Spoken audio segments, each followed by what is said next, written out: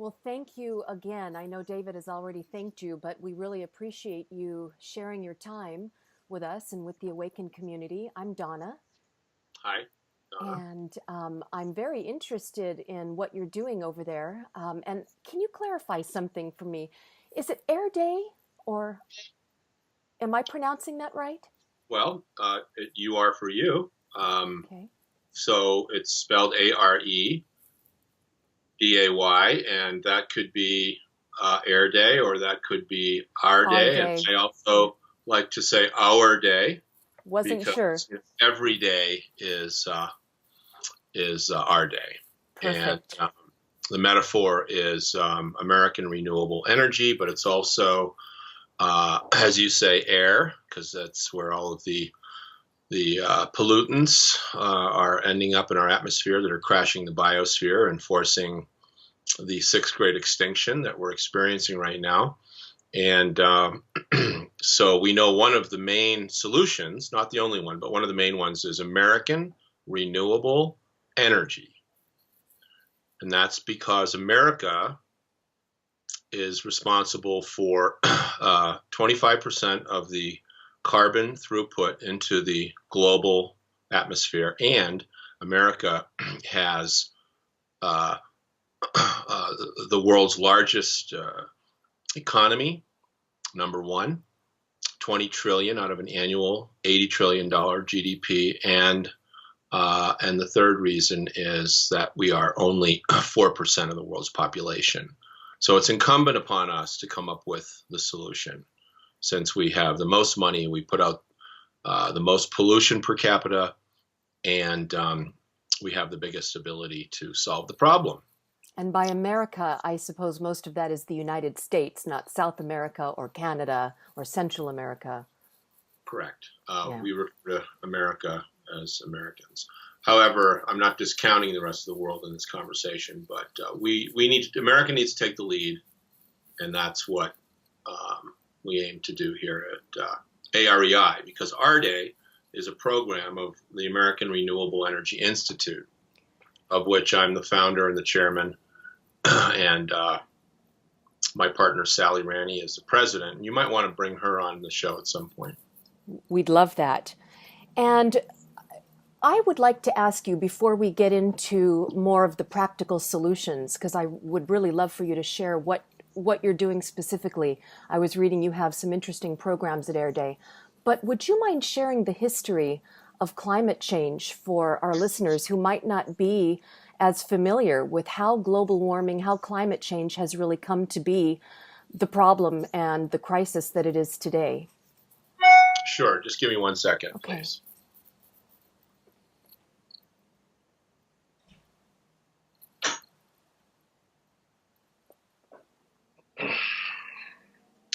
So I'm going to take you back to a time in history. I'm going to take you. We'll start at 1859. Okay. Okay. So 1859. What's happening in the United States of America? Well, our population is maybe about 1.5, maybe 1.8 million people, and we've never been more divided than, except perhaps how divided we are today. And we were about to go into the Great Civil War. Mm-hmm. And at that time, a man in Pennsylvania found oil.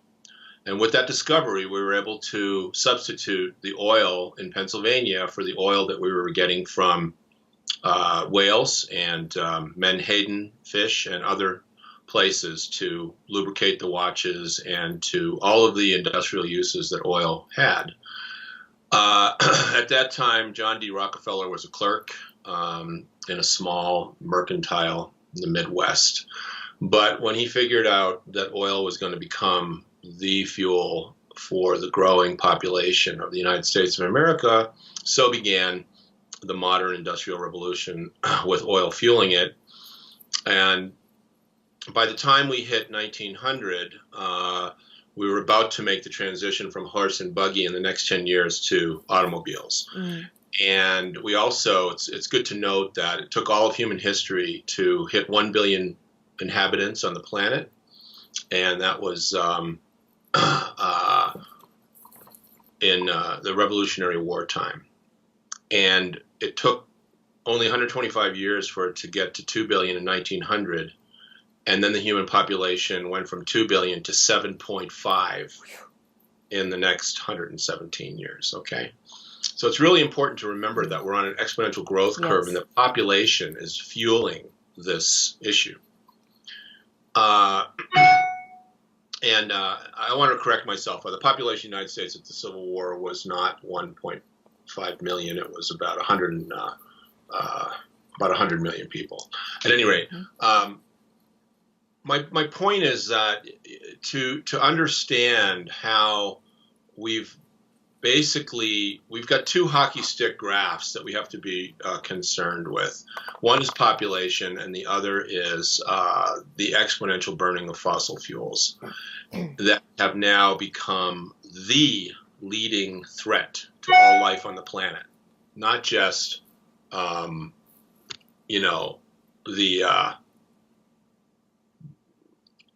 just the human race. And so when we talk about global warming and the collapse that we're experiencing in the polar regions of our country, and we talk about how the world has got to immediately transition from a worldwide economy that's based on the extraction and burning of fossil fuels to a worldwide economy that's based on the rapid implementation of renewable, sustainable, regenerative technologies. That's what's before us as the human race, as the human experiment that's only been on the planet for, as we look now, maybe a couple 100,000 years, according to paleontology, and perhaps 4 million years, depending on how you look at it, with the ascent of man, which perhaps has reached an apex and is now on the descending side of that curve. I like to think not. I think we can solve the problem. I think that, but we've got to get the political will to do it. So you might notice that we're having this conversation on the same day, or right around when Al Gore is releasing his next film, an inconvenient sequel, and it's Speaking Truth to Power. And he really is, and the timing couldn't be better for him to make his most fervent, up-to-date statement in the face of the Trump administration, in the face of neo-fascism that's spreading across the world, fueled by fossil interests that want to keep the status quo in place. We have got to come to terms with the fact that if we don't change our direction, we're going to wind up where we're headed. Yes, and in that sense, what do you say to the naysayers who argue that there always have been natural variations in climate change? Does that even hold any weight? These people, most of them are paid shills, and they've actually drank the Kool-Aid, and now they become brainwashed. I want to make sure that everybody listening understands that science doesn't care whether you believe in it or not. It's happening anyway. Physics is not a choice. Mm-hmm. The physical world is what it is. That's all there is to it, And so we, I don't know whether it's within the arrogance of the human evolution or the disconnection from nature. There's many, many reasons why we're at this point. The desire to be wealthy and to attain wealth at any cost. The desire to control our fellow human beings and exert our will over them. These are the issues that have been written about since Plato and Socrates, and we're still trying to figure it out. But now we're at the point where, we're not just killing ourselves, we're now taking down all of life on the planet with us. And that's the difference. In preparing for this interview, I read that there are only 3% of scientists that actually disagree or that are putting up some skeptical arguments. So if I were to ask you, what's the deal with the 3% when 97% understand what is happening? The deal with the 3% is that arrogance. Or do they actually believe what their arguments are. They may. I'm not sure. I doubt it. I think that they believe that I'll tell you, those 3% are a lot wealthier than the 97% of Okay. the others. All right. Understood. And I will make an analogy between the 3% of the scientists that don't believe and the 1% of the human population that has 50% Okay. of wealth. So that's Okay. a very important connection to be made. Thank you. And so, when 1% of the human race has half of all of the wealth, of the rest of the humanity. So what are we talking about here? 7.5 billion people on the planet. So we're talking about 7.5 million people have half of all the money. And then the 1% of the 1%. I mean, we all know what the numbers are. So it's incumbent upon the philanthropists to now understand this conversation. The family offices, the billionaires, and there's only 2,000 billionaires on the whole planet. And to begin to realize that, it's their children, it's their, He's fine. families that will be impacted as well. Can we take one step backward before we go forward into solutions? Would you mind explaining the science behind global warming to our community? Sure. Basically, the carbon dioxide and the methane, and there's other greenhouse gases, many, but those two primarily are released from the burning of fossil fuels, and they create they basically pack our atmosphere, and they create a magnifying glass with which the sun begins to heat the planet.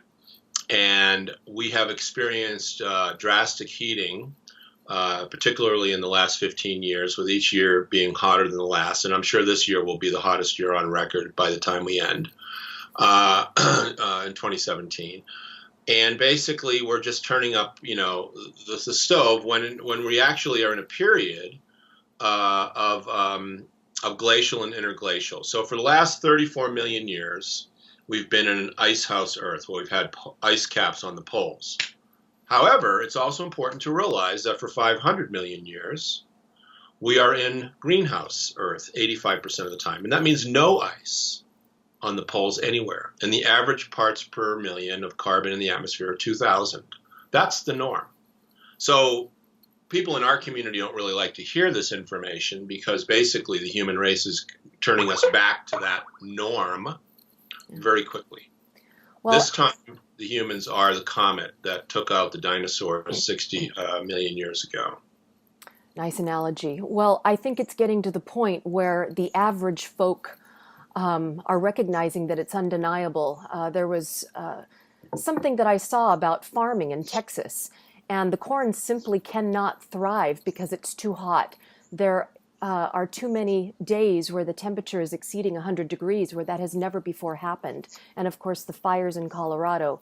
So I think we're seeing it in these kinds of everyday scenarios, everyday farmers, everyday people whose work has been affected by this warming. It's not just theory. To quote Churchill, we have now entered a time, an age of consequences. And through inaction, we've known about this since the 50s. Even before that, we've chosen not to act, to continue to grow the economy based on extracting and burning of fossil fuels and an endless supply of resources.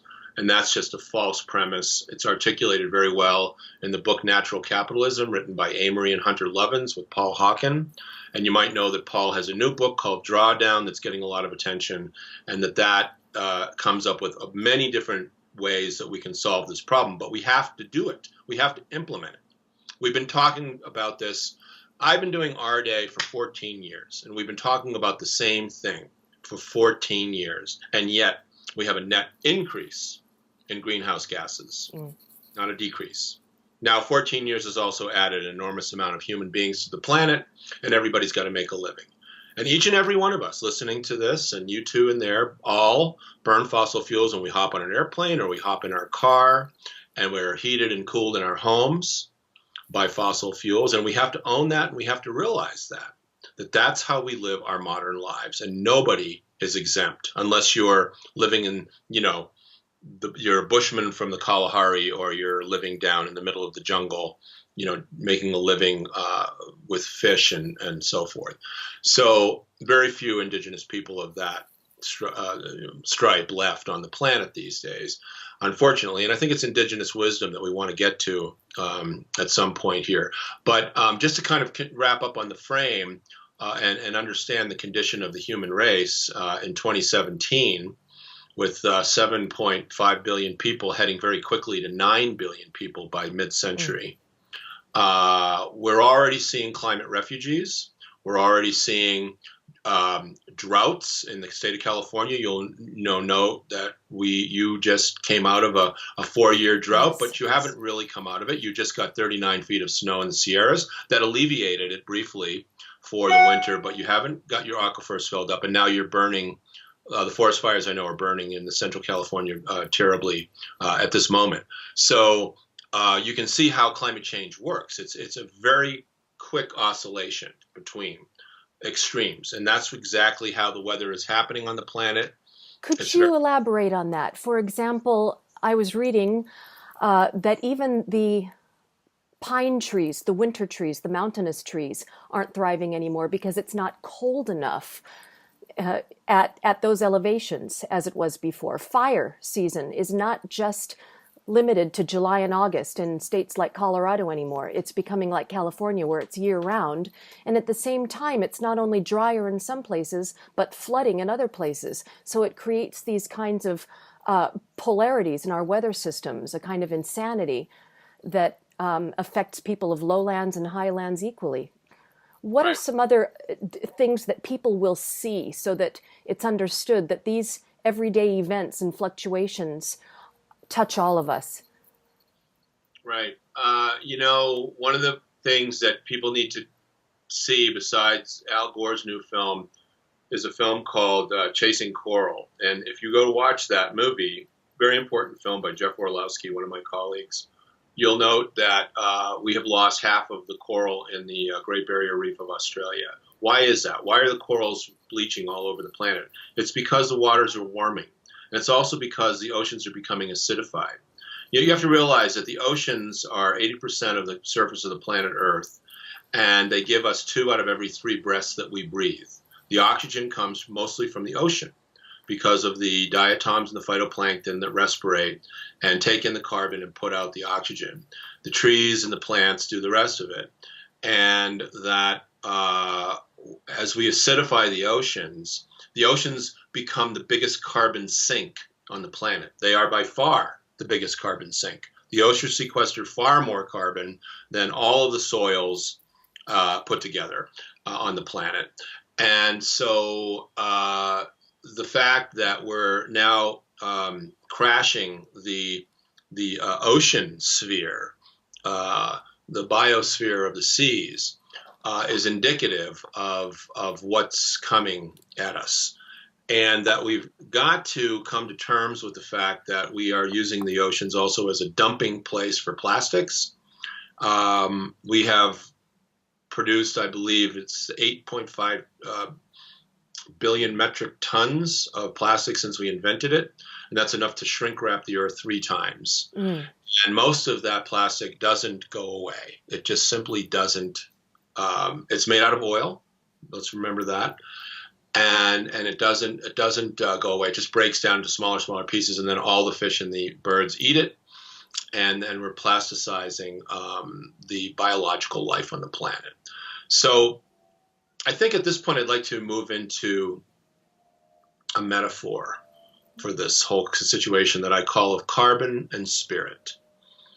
And the preamble to the metaphor is you can't see it, you can't touch it, you can't smell it, you can't taste it, yet it's ever present everywhere.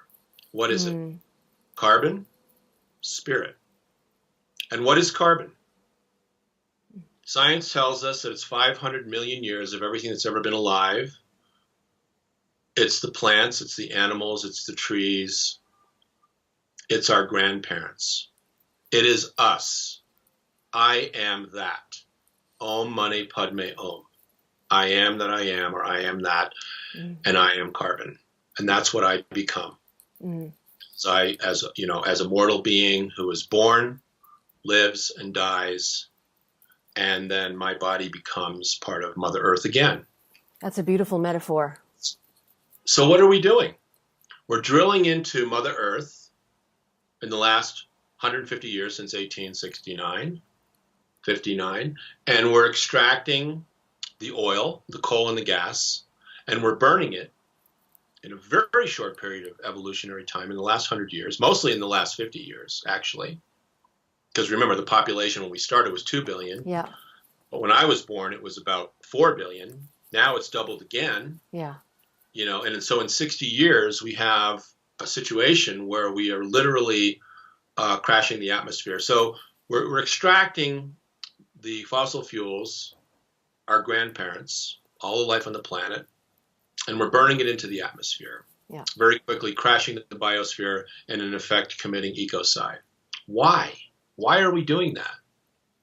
Well, I like to talk about Mother Earth, Mother Nature, the sacred feminine, the aspect of the planet that gives birth and nourishes and suckles at her breast all of life itself. And that we are now at this critical moment where we are now sacrificing the sacred feminine for short-term money, power, and all the rest, political gain, avarice, ignorance, arrogance. The list is long. And so how can we shift very quickly, like yesterday, and turn this bus around? And that's what AREI is about, the organization that I chair, and that the Our Day Summit attempts to do through our annual summits and conferences and gathering of thought leaders.